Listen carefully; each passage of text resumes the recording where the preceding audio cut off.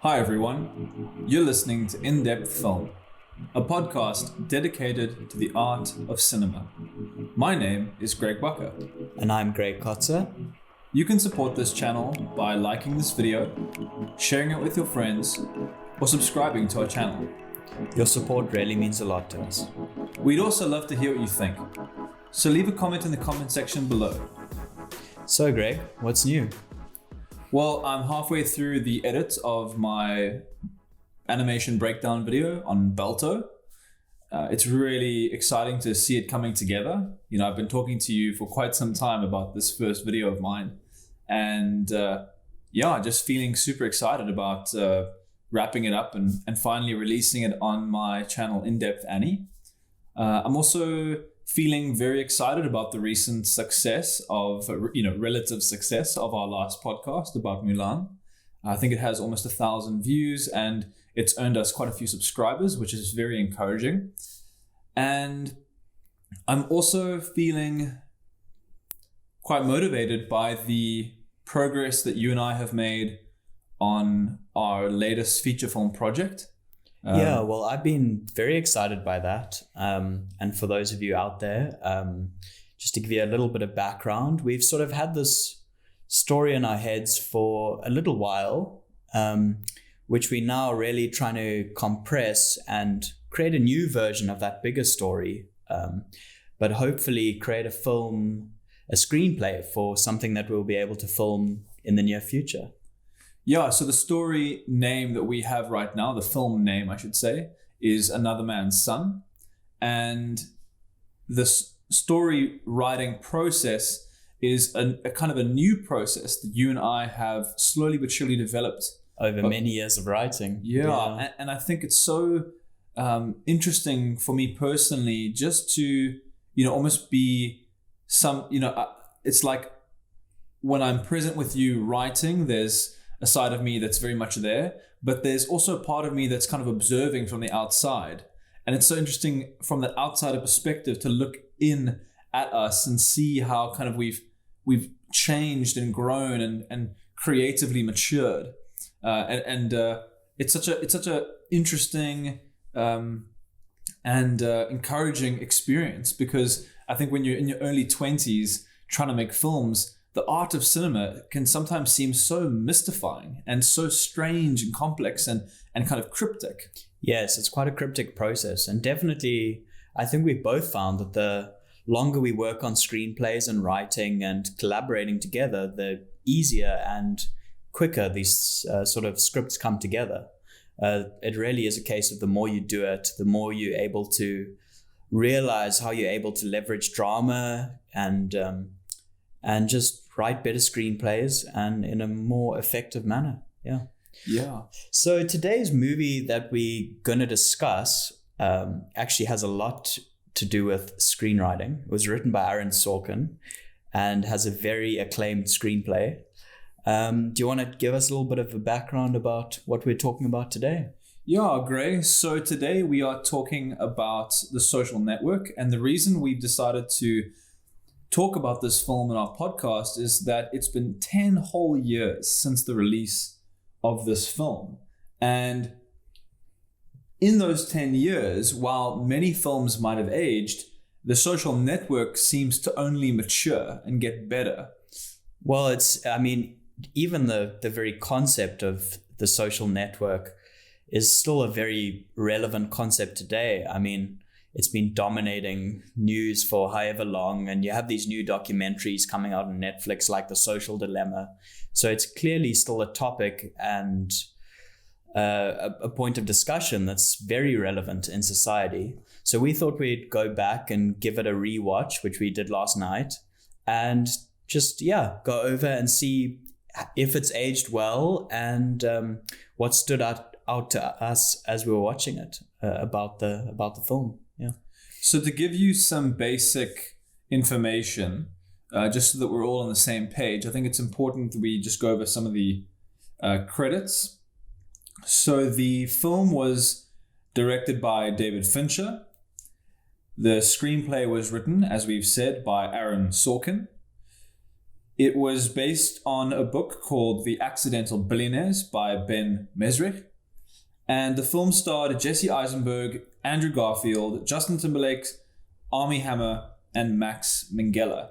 And I think Rooney Mara also appeared, and it was, I think we're right in saying, one of her first sort of breakout roles. Yeah, I think that was the film where she emerged onto the scene, one could say. Yeah. The film was edited by Angus Wall and Kirk Baxter. The music was created by Trent Reznor and Atticus Ross. And it was produced by Columbia Pictures and Relativity Media, along with a few other smaller production companies. Yes, And sorry, just interestingly, the film was made on a budget of $40 million and it earned $224 million, rounded up, you could say $225 million at the box office. Yeah, which is pretty incredible. And like most Fincher films, it's been both a commercial success as well as a critical success. And it's definitely, I would say, one of the stronger films he's made, if not one of his strongest films in his filmography. So maybe it's best that we take a step back in time and actually return to 2010. You and I were both 18. We were in our matric year at high school. We were both very passionate about movies, even back then. I personally can remember being very excited about this film, and I remember really enjoying the experience of watching it. Even back then, Facebook had been out. We'd been using it, I think, for 3 years. I first got my account when I was 15. Yeah, I mean, in 2010, it was still a relatively new platform, at least globally. Yes, yeah. In 2010, the kind of big number at the time that was used to promote the film was 500 million users, which now seems like nothing.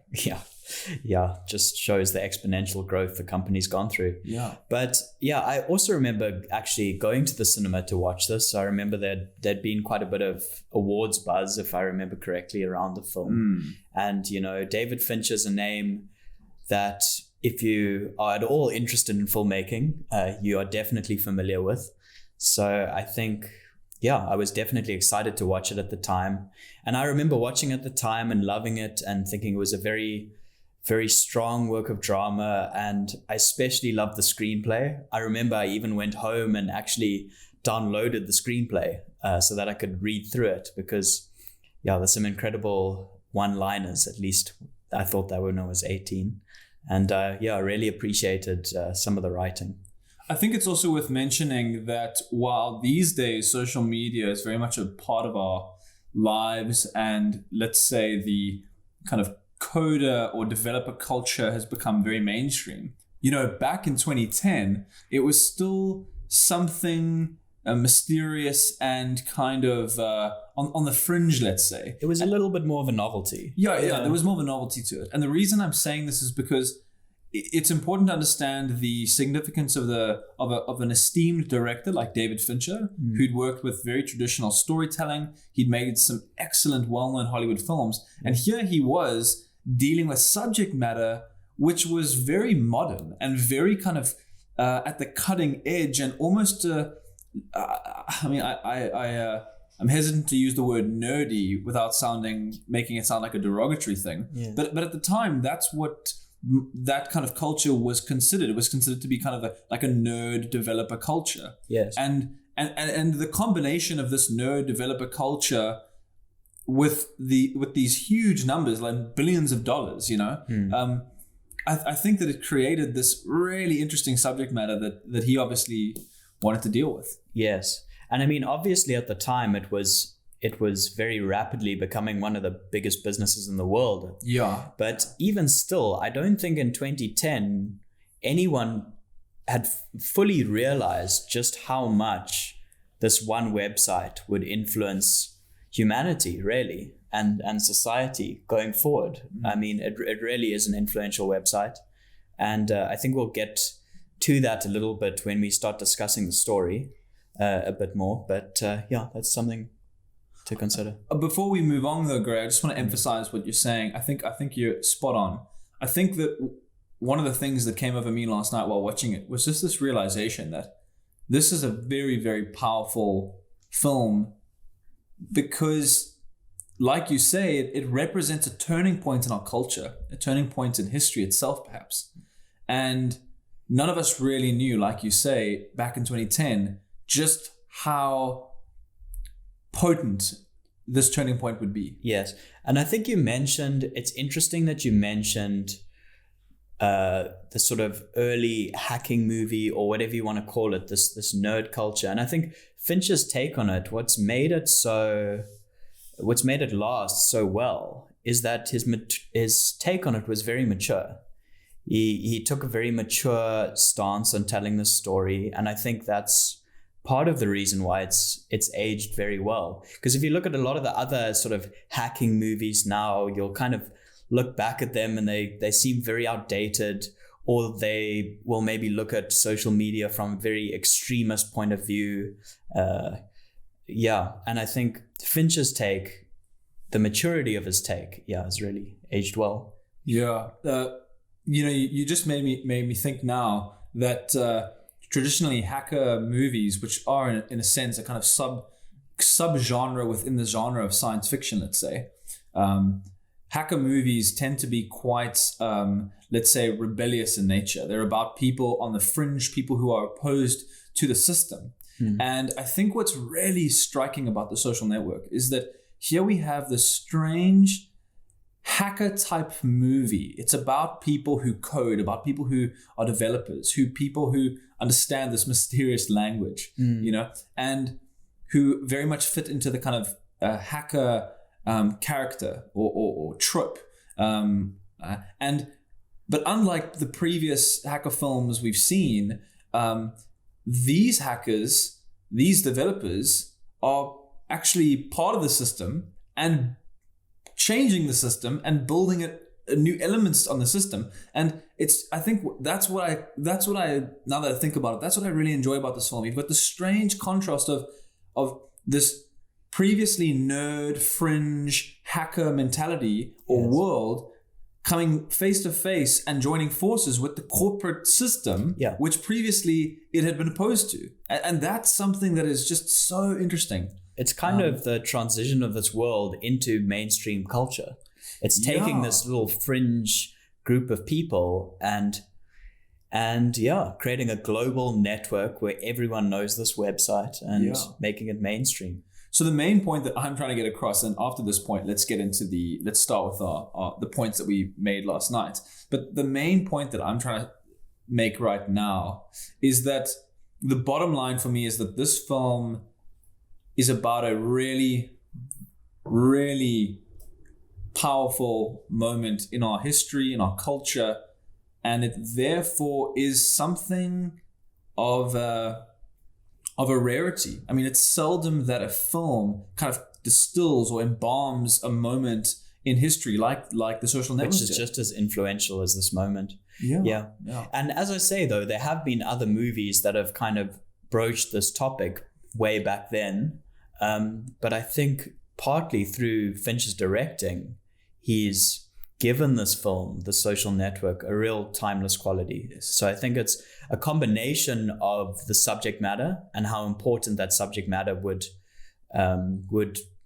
be in future years, as well as Fincher's approach to directing it. Yes. Yeah. I think that something else that I've just thought of again now, and then I mean this for real now, and then we must get on with the points that we made. Sorry, but there's so many wonderful things to say about this movie. So I think the last thing I just want to say before we move on is that I think what makes this film unique and interesting is that typically films that are made about big moments in history are made decades after, or even centuries after those moments have occurred. So for example, we've seen movies about Edison and Tesla, or this year or last year we see movies about World War I coming out. Yeah, we've seen films like deal with big moments in history, but always after the fact. Yeah, always with years of hindsight to draw from. And I think what made The Social Network so unique was that for the first time ever, we had a story unfolding before our eyes about the present moment. Yes. We had this groundbreaking kind of distillation of a turning point that we were all living through. And that gave the film, at the time, I remember this distinctly, it gave the film a very unique kind of aura. It made the film sort of uniquely prescient, Yes, and uniquely relevant to everyone that watched it. Yes, that's a good point. Who Relevant. mostly had social media accounts and could totally identify with this experience. And because of the because of the, is the word ubiquity?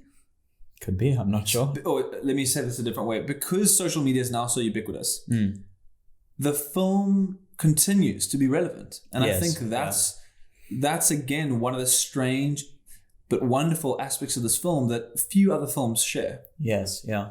And I mean, sort of slowly coming into the story side, what I love about it is it's also this fantastic turning point where they're almost these two worlds in the film. And the one is this world before social media, and the one is this world after social media. And this film kind of deals with both of these worlds and the transition into this world where social media is now dominating the global landscape. So I think that's a great moment for us both to start now at the beginning of the film. We've made a couple of big overarching statements. Yes. Let's come now into the detail. Well, I've just thought now, I mean, even how the film both begins and ends, it's sort of bookmarked on either side by two very different experiences. The one is very much a pre-social media world where the Mark Zuckerberg character is physically meeting with his girlfriend in a bar and they're friends and they're talking and it's real life. And it's bookmarked at the end by him going onto her profile and just clicking and scrolling through her profile. And it almost shows this transition that's occurred from a more visceral, real world experience to this online removed experience. That's one of the things I took away from it. I just to add some meat to what you're saying, I think it's important for, there may be listeners who aren't familiar with this film. Just to catch everyone up. In a nutshell, The Social Network chronicles the story of Mark Zuckerberg as he goes from being a Harvard student who's studying computer science, who's trying to win the approval of girls, namely the first girl we meet in the film, who's played by Rooney Mara, who's his girlfriend at the time. She basically breaks up with him during that first scene. Yeah, she breaks up with him in the first 5 minutes. And the film kind of chronicles Mark's attempts to almost get revenge or to prove himself to her in some way. And he does this by trying to get into elite social clubs at Harvard University. But ultimately, he comes up with Facebook, which in turn is like creating it's in the film, it's sort of, it's made to appear as if he's creating the ultimate social club. He's almost creating the club of all clubs. Yes. And so really the story, while it may have a very complex corporate side in real life, in the film, it's very much about this strange emotional arc from young man trying to win the approval of a girl to, prideful, arrogant, ambitious businessman who ironically is actually pursuing everything to do the very first thing he tried to do in the beginning of the film. Exactly. I'm sorry if that's a mouthful, but that's the best I can do right now. No, exactly. And then is ultimately, with all the power that he finally has, is left feeling a bit empty, despite having all this power and achieving what he set out to. Yeah. Which is quite, I think we talked about this yesterday, it's quite a Shakespearean almost idea of storytelling. It's quite a simple storytelling technique. And as you say, it's underpinned by all this legal drama and business drama throughout the film. But at its core, it's a very simple progression of story from this power-hungry character that's able to attain power and then is left with a feeling of emptiness. And for me, it kind of reminds me of this sort of Citizen Kane, Great Gatsby, that kind of template of story. Yeah. Interesting.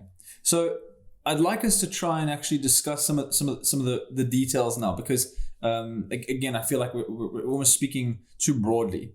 So the first 5 minutes of the film takes place in a bar. we see Mark Zuckerberg. He's with his girlfriend, who's, like we said, played by Rooney Mara. And we have this incredible back and forth between them, this really wonderful exchange of ideas, of feelings.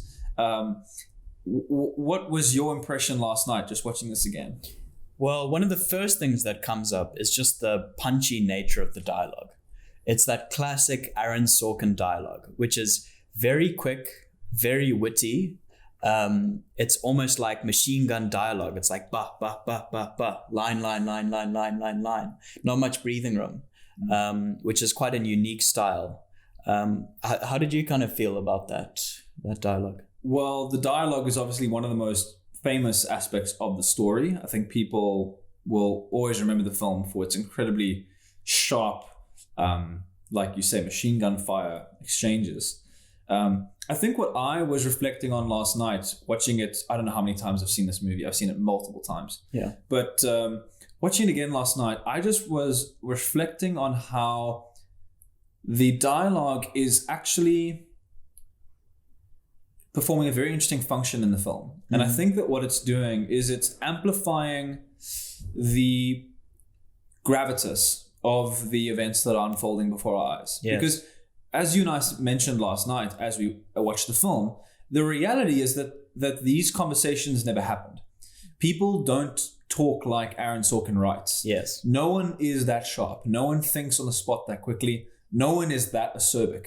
And I think that the point that I'm trying to make is that in order for Aaron Sorkin to convey for him to elevate the story to the extraordinary level which it deserves to be experienced at. Yes. He can't, don the characters in capes and have explosions. It has to take place in a very dull, mundane, ordinary world. So the only way, if you think about it, to counteract that realism. You're right. The only way to kind of counterbalance the mundanity of the visual world, of the visual experience, is to elevate the experience of the dialogue.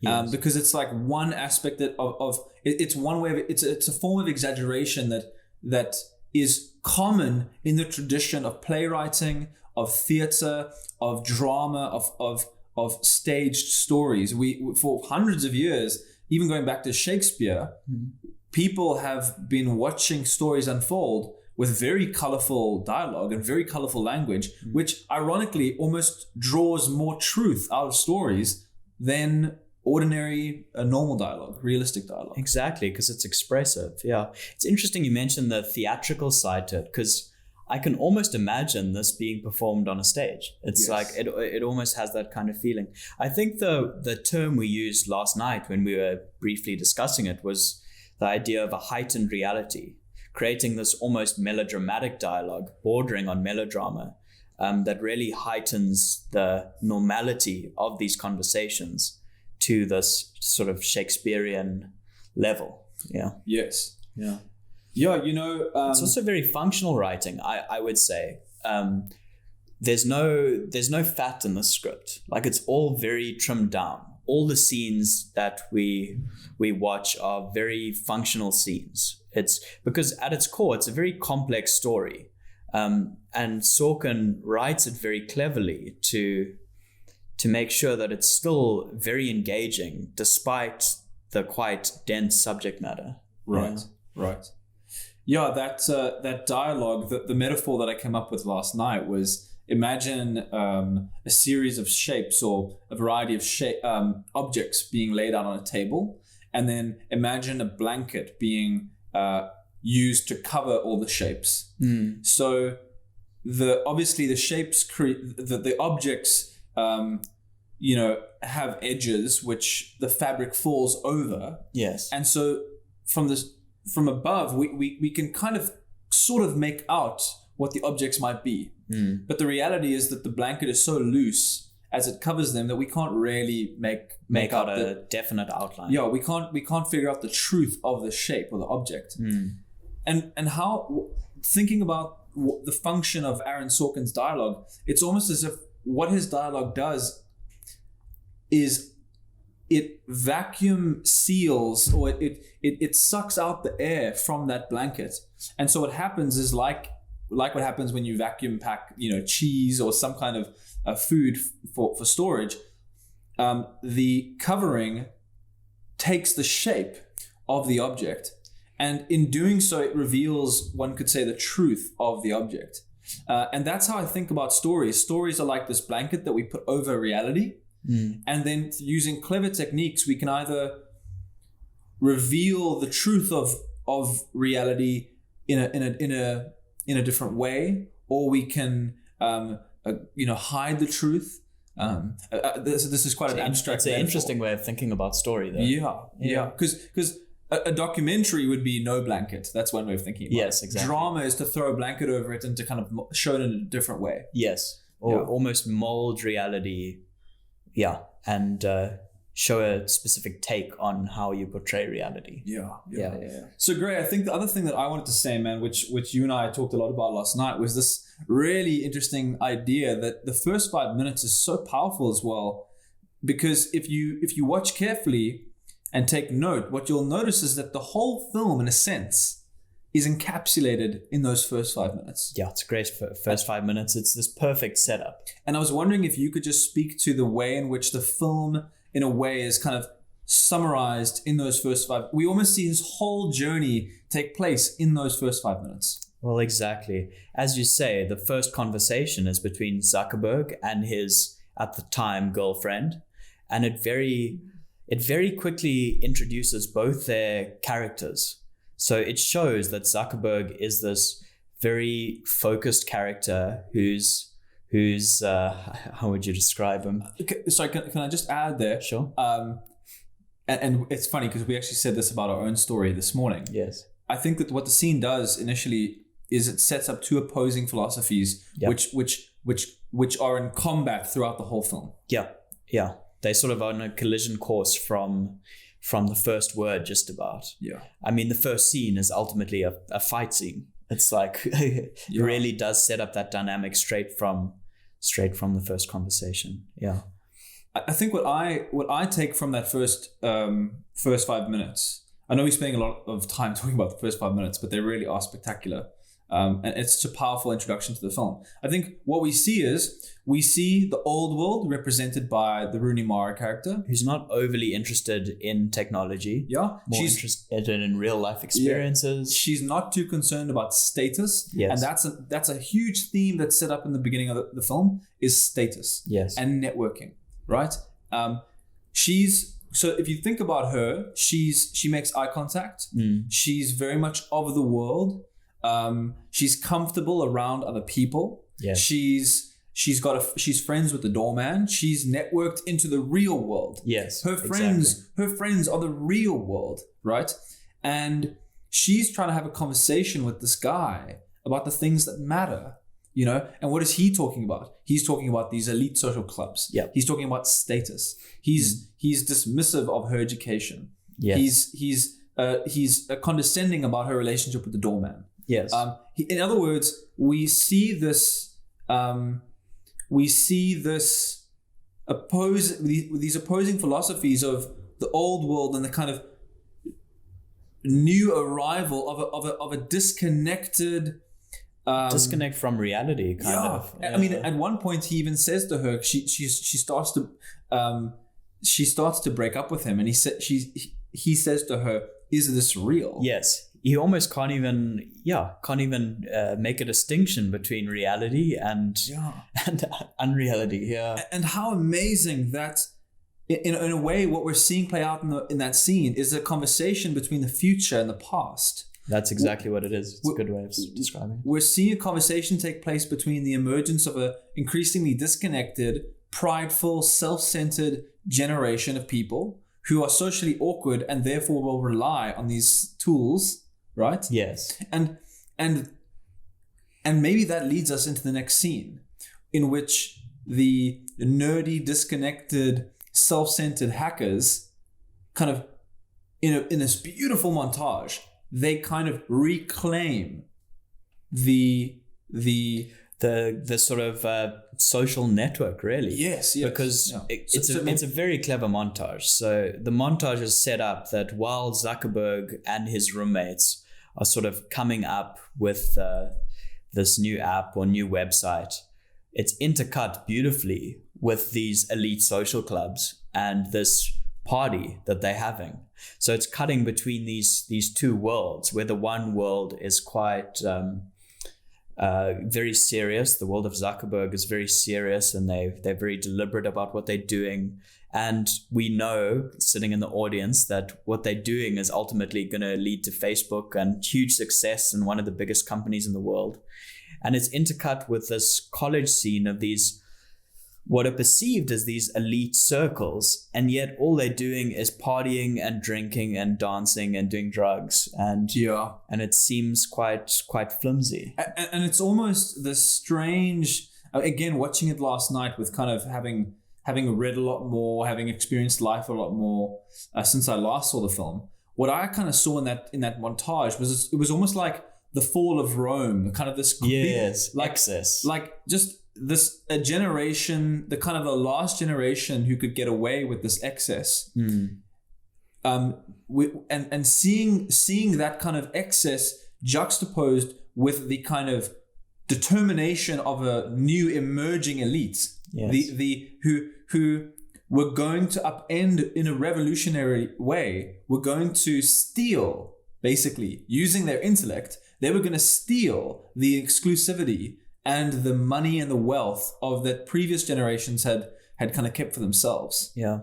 And there was also some irony there in the fact that what Zuckerberg and his friends are doing is almost targeting these people, because the product they're creating is very directly for these people who are partying. Yeah. So they're, on the one hand, breaking down these social clubs and opening it up to everyone. And at the same time, they are the audience and the target of this software is creating. Yeah. I think that the film is also an interesting film to return to in light of the fact that The Social Dilemma was recently released on Netflix, which is all about the effects of social media on our lives, on our mental health, etc. And watching this film again last night, I was just so taken aback by how and again, David Fincher and them couldn't really have known what they were doing when they did this. I think it was too early. I'm sure they had a little bit of insight. I'm sure they did. But it's aged very well. That's what I'm trying to say. Yes. But what we see in the film is we see how these developers, Mark Zuckerberg, Dustin, I think it's Moskovitz, and Eduardo Saverin, we see how they, right from the beginning, were very cleverly taking advantage or pulling on the strings of human psychology. They were tapping into our need for status. They were tapping into the desire for hookups and sex and parties and social activity. And they were creating tools, even though they had good intentions at the time. We understand now with a bit of hindsight that in actual fact, what they were doing was they were kind of like hijacking the human psyche. Yes. They were taking control of our base desires and using them to create these really powerful platforms, which would change the whole world, you know? Totally. Well, unless you want to discuss the story a bit more, I was going to maybe get into some of the more technical aspects of the filmmaking. Let's do that. Such as the cinematography and the editing and all of this. So maybe starting with the cinematography, it was shot by Jeff Cronenworth. And I think... Who you have worked with. Yeah, who I was lucky enough to work with on a commercial. And I think the cinematography goes a long way in informing the story. It's really beautifully shot. It's very clean, very simple. All the movements very stable. It's... A lot of the grade and the light takes on this sort of sodium vapor, tungsten, yellowy color. So Gray, as someone who's not as familiar with cinematography as you are, what do you think motivated this style of cinematography? Why did Jeff Cronenworth and David Fincher decide to go with this visual style? Well, as I said, I think the main word that comes to me is clean. And I think it's a story that the cleanliness of the cinematography almost aligns with the slightly emotionally detached main character. That's kind of the way I see it, is that the cinematography isn't overly emotional. It's not overly sentimental. It's quite brutal. It's quite harsh. It's quite simple. it sort of takes on the personality of Zuckerberg, or how he's portrayed in the film. At least that's how I read it. Also, interestingly, just for anyone interested in cinematography, I mean, this was shot digitally, and very much in the very early days of digital capture. Was shot on the Red One, and which is why it doesn't have 35mm film grain. It's very clean, and I think that choice was very deliberate, especially in a time where 35mm was still the dominant medium of capture. I think choosing to shoot this digitally was a very deliberate decision. It also complements the fact that the film is about the future. The film about the future and about a digital world. Exactly, and so it's got that the cleanness of the shots, the kind of the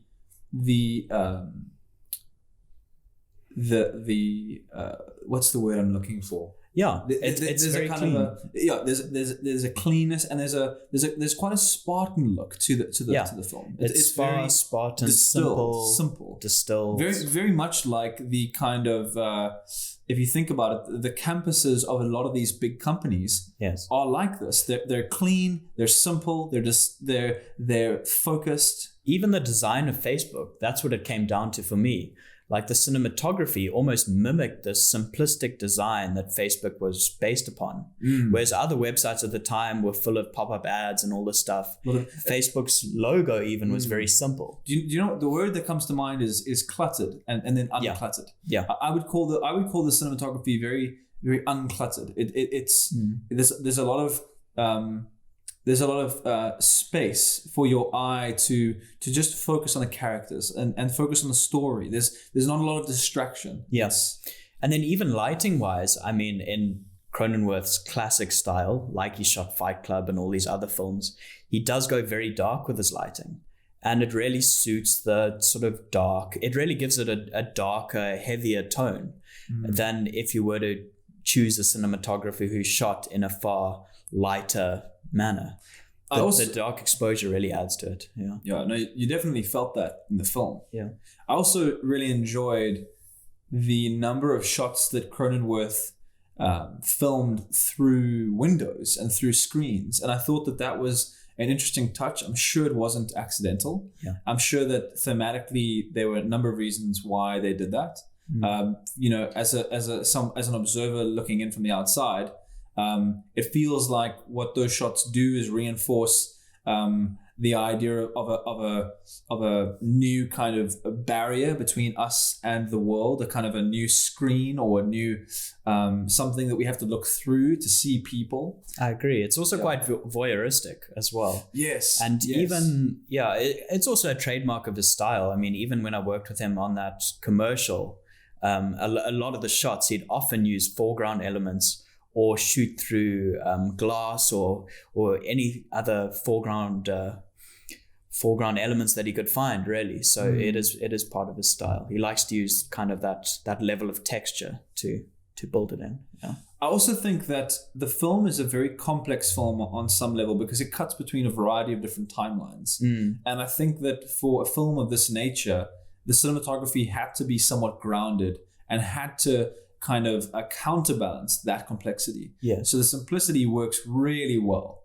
And it allows us to focus on the performances. It allows us to keep track of this spiraling descent into, corporate drama. And again, it's quite a mature story and it's told in a mature way, and visually the storytelling enforces this, I would say. Yeah.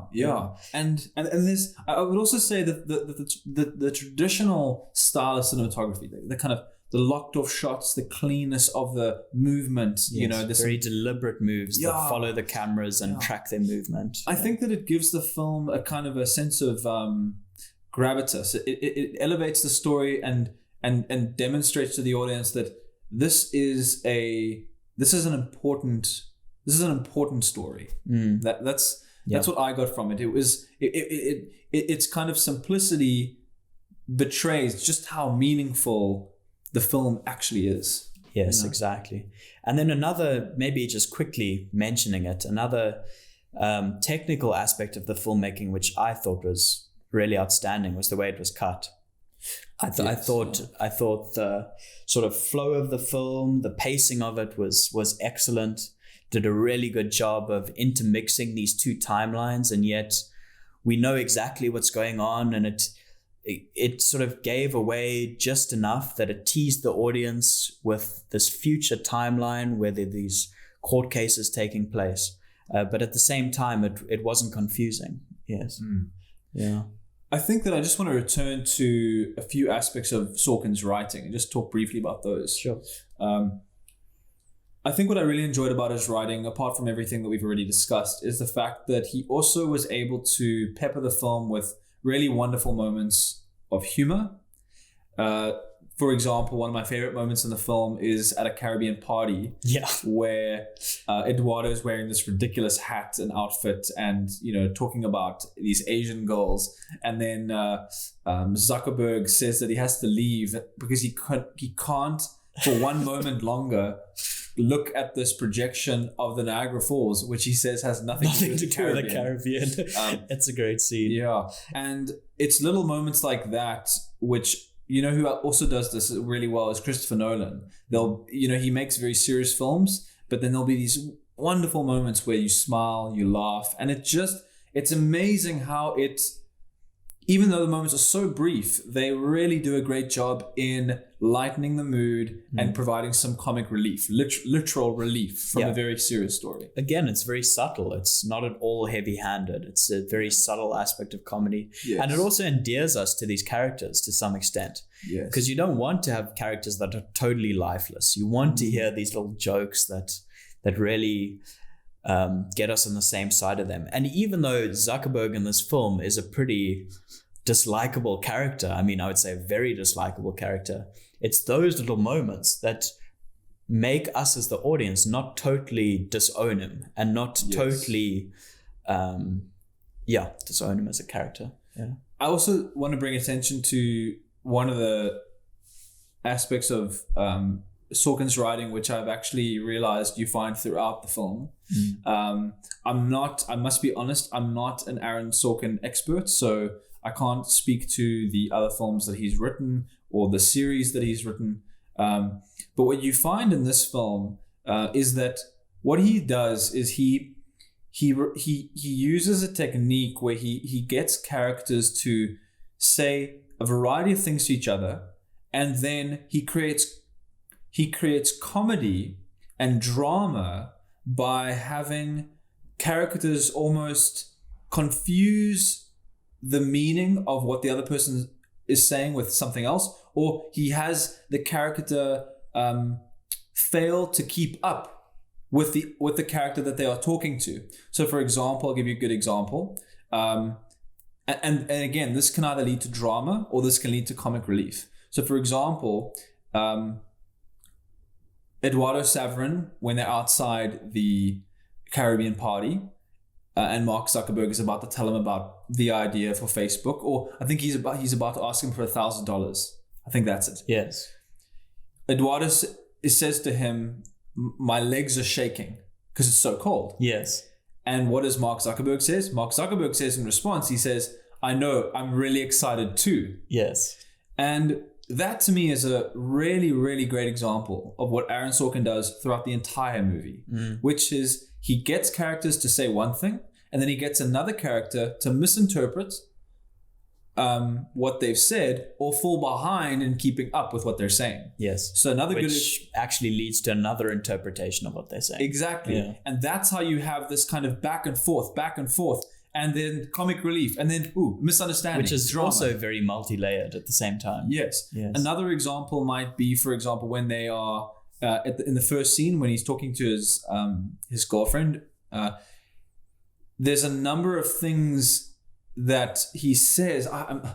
For example, he says at one point, "Dating you is like dating a stairmaster." Yeah, a lot of these funny remarks. But by the time she says that, he's already moved on to something else. Yes. And I wish I'd written down. No, I know what it is. It's some remark about it's about the clubs as well, the social clubs. I forget what it is though, but I know what you're talking about. You know what I'm talking about. Yes. I think being aware of this adds dimension to the experience of the film, because you can appreciate the dialogue and the exchanges a little bit more. Yes, yeah, I really like it. Something else I really love about the film is the use of music.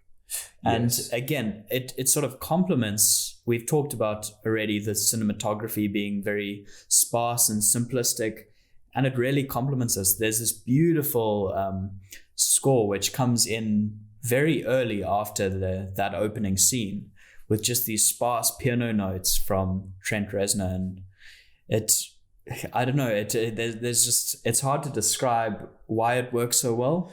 But I just find it a beautiful part of the filmmaking. Well, again, I think this film's, one of the reasons I'm so drawn to the introduction of this film is that it's just so strong. Yes. So whether it's, and when I talk about the introduction, I'm referring to the opening scene in the bar, the montage of him walking to his dorm room, and then the following, what I would call the second scene, the second real scene of him building Face Mash. Okay, so what we have in the moments of him walking to his dorm room where the credits are playing over the film is we have this really, it's quite somber. It's somber and it's sad and it's almost nostalgic in a way. It's almost I think the word somber is a great word. It's maybe even obviously it's to do with the fact that he's just broken up with his girlfriend.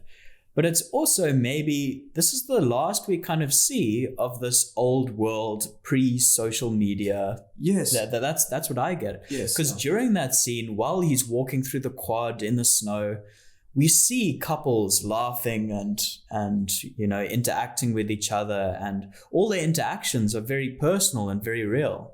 And to me, maybe it's this kind of love song to this last moment before the world changed, really. And I think what I love about that somber tone is there's this very mature awareness there that despite the fact that this guy is about to make one of the biggest companies in the world, which should be a success story. Yes. There's a very mature awareness that there's a real dark side to this development. Which happens right at the end of the film as well. Yeah.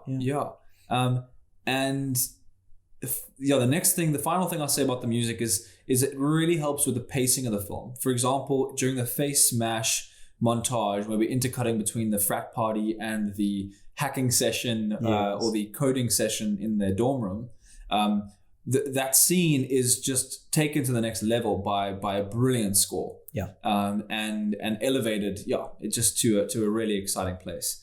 The final thing that I want to say is just coming back to one of the points you mentioned in the beginning about how the first scene is connected to the last scene. Yes. I think that, I actually hadn't taken note of that until you said it. But it's really quite amazing to think that in the first scene, we've got Mark in person talking to a real human being surrounded by other people in a bar. It's got beautiful, soft yellow light. It's warm. It's vibrant. There's life there. Yeah. And in the last, even the sound design, it's noisy. There are people talking and chatting, and it's full of life. It's human, you know. And in the final scene, where is he? He's in this totally sparse. In the first scene, he's also on ground level. Yeah. You don't get the sense that he's in some high rise. But in the final scene, he's in a skyscraper. So he's literally head in the clouds, disconnected from reality. Some sparse office, people. There's one woman. Surrounded by glass. Surrounded by glass as well. Yeah. He's and his only means of communicating with people in the final scene is through the computer. Yeah.